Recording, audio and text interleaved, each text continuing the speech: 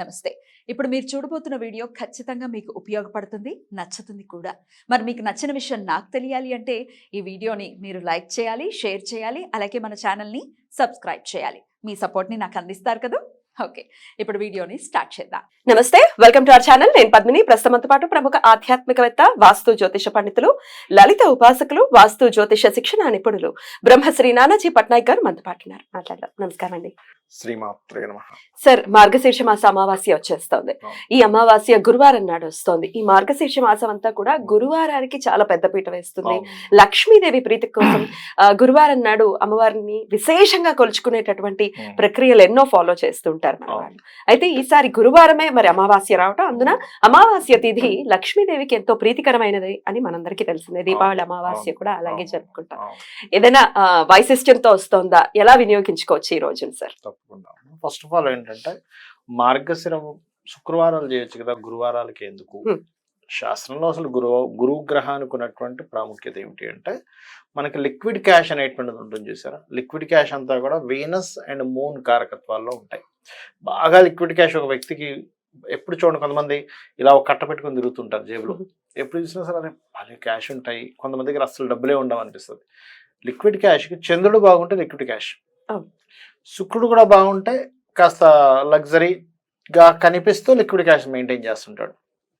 కానీ కొంతమంది బ్యాంక్స్లో డబ్బులు ఉంటాయి, చేతిలో డబ్బులే ఉండవు, కానీ బ్యాంకులో జమ అవుతూ ఉంటాయి. కొంతమంది అంటుంటారు, ఏంటి ఏమంటే నాకు అసలు బ్యాంకులో రూపాయి ఉండదు, ఏదో చేతిలో పట్టుకుని 10,000 పట్టుకుని తిరుగుతుంటారు కానీ బ్యాంకులో రూపాయి ఉండదండి అంటూ ఉంటారు. దానికి కారణం ఏంటంటే గురుగ్రహం బాగోకపోతే బ్యాంకులో డబ్బులు ఉండవు. గురువు మూలధనానికి, దాచుకునే ధనానికి కారకుడు అనమాట. అందుకని గురువు కనుక పాడయ్యాడు అనుకోండి, డబ్బు నిలబడదు అంటారు చూసారా. ఏమిటోనండి, డబ్బులు నిలబెట్టడం లేదు, డబ్బులు ఎప్పటికప్పుడు పోతున్నాయి అంటూ ఉంటారు. ఇలా 4 డబ్బులు నిలబెట్టుకుందాం అనుకునేసరికి పోతున్నాయి అంటుంటారు. కారణం ఏంటంటే గురుగ్రహము బలం లేనప్పుడు అది జరుగుతుంది. ఈ మార్గశిర లక్ష్మీ వారాలు కనుక ఎవరైతే చేస్తారో ధనం నిలబడడం జరుగుతుంది. అందులో పర్టికులర్గా ఈ అమావాస్య ఏదైతే ఉందో, ఈ అమావాస్య ఎక్కడ కలుస్తుంది? ఇది ధనస్సు రాశిలో కలుస్తాయి ఈ రవిచంద్రులు ఇద్దరు కూడా. ధనస్సు రాశికి అధిపతి ఎవరు? గురువు. సో అమావాస్య ప్రత్యేకంగా శాస్త్రాల్లో ఏం చెప్పారు? అమావాస్య రోజు కనుక మీరు లక్ష్మీదేవి పూజ కనుక చేసినట్లయితే మీ యొక్క ధనం, అందులో ముఖ్యంగా మార్గశిర లక్ష్మీవారం అమావాస్య వస్తే ఇంకా ఎక్కువ ఫలితం. ఎందుకు అంటే మనకి పూర్వజన్మల్లో చేసినటువంటి కర్మ ఆధారంగానే ఈ జన్మలో మనం ఏదైనా ఒక ఇబ్బంది పడుతున్నా, ఒక మంచి చేస్తున్నా కానీ పూర్వజన్మ కర్మ ఆధారమైన మన శాస్త్రాలు చెప్తున్నాయి. అంటే ఏమిటి? పాస్ట్ లైఫ్లో నువ్వు ఎవడైనా సేవింగ్ చేసుకుంటాను, లేకపోతే దాచుకున్న ధనాన్ని ఏదో రూపంలో, ఏదో రిలేషన్ రూపంలో ఏదో నువ్వు ఇవ్వు నాకు ఇవాళ రేపు మనం చూస్తుంటాం. కొంతమంది ప్రత్యేకంగా ఉంటారమ్మా, నేను చూస్తుంటాను కదా, వాళ్ళ ఆర్థిక పరిస్థితి బాగుంది అని అనగానే వాళ్ళు ఏం చేస్తున్నారంటే జాగ్రత్తగా తెలుసుకుని అతి వినయాన్ని చూపించి చిన్నగా ఎంతో కొంత డబ్బులు తీసేసుకుంటారు వాళ్ళ దగ్గర. ఏదో చెప్తారు, వాళ్ళు మంచి వాళ్ళని తెలుసు అనుకోండి, ఏం చేస్తారంటే అయ్యో మా వాళ్ళకి ఇట్లా అయిపోయిందంటే ఇప్పుడు డబ్బులు వెతుకుతుందంటే వాళ్ళ మంచితనం కదా, అయ్యో పరోపకారం చేయకపోతే అట్లాగా వీళ్ళు ఇంత ఇబ్బందులో ఉన్న దగ్గర డబ్బులు ఉంటే లాభం ఇస్తారు. ఇలా ఎవరి దగ్గరైనా ఆ రకంగా ధనాన్ని అపహరించి వాళ్ళకి మళ్ళీ రిటర్న్ ఇవ్వకపోతే ఈ జన్మల్లో ధన సంబంధించినటువంటి దాచుకునేటువంటి డబ్బులు ఉండవట.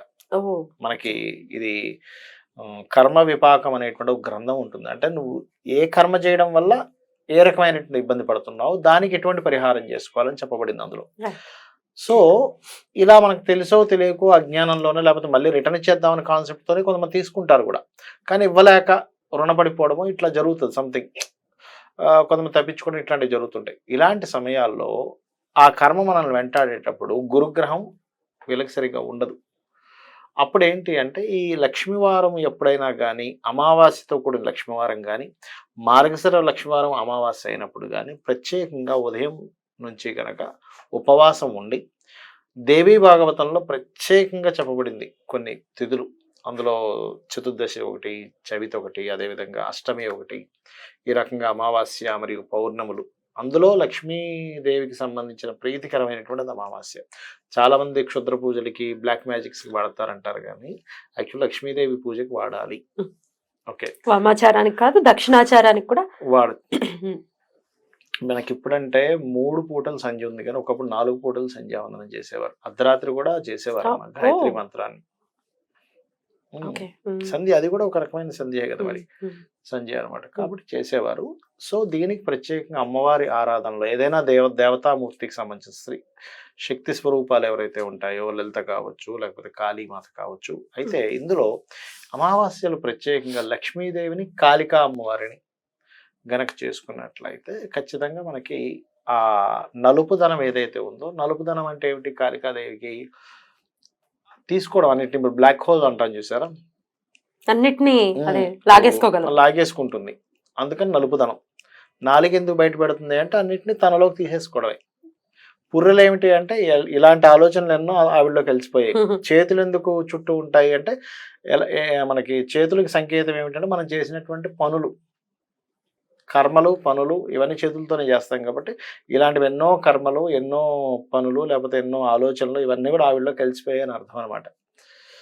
సో కాళికా అమ్మవారిని కాలభైరవ అష్టకం చదువుకోవడం కానీ, కాళికా అమ్మవారి ఆరాధన చేయడం కానీ, మరియు లక్ష్మీదేవి పూజ ప్రత్యేకంగా రాత్రి సమయంలో కనుక చేసి నెక్స్ట్ డే ఆ రోజు రాత్రి ఏదైనా ప్రసాదం తీసుకొని ముఖ్యంగా అమావాస్యలు వచ్చినప్పుడమ్మా ఉదయం పూట అంటే మధ్యాహ్నం పూట పితృదేవతలకు చేయాలి.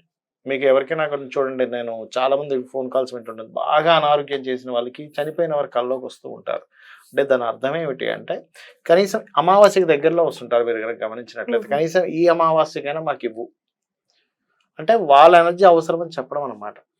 కాబట్టి ఈ మార్గశిర అమావాస్య పితృదేవతలకి మధ్యాహ్నం పూట చేసుకొని సాయంత్రం పూట లక్ష్మీదేవి యొక్క పూజ, మరియు వీలైతే లలితా సహస్రనామ పారాయణము, కాళికా అమ్మవారి అష్టోత్తరాలు కనుక చదువుకున్నట్లయితే ఖచ్చితంగా మీకు ఉన్నటువంటి ధన సంబంధించిన హీనత ఏదైతే ఉందో అది తొలగిపోవడం జరుగుతుంది. దీంతో పాటు ఇది న్యాచురల్ 9th హౌస్లో అమావాస్య పడింది కాబట్టి పితృదోషాలు అంటుంటారు చూసారా, ఏమండి మా జాతకంలో పితృదోషం ఉంది, పితృదోషం కూడా పోగొట్టేటువంటి అమావాస్య ఇది.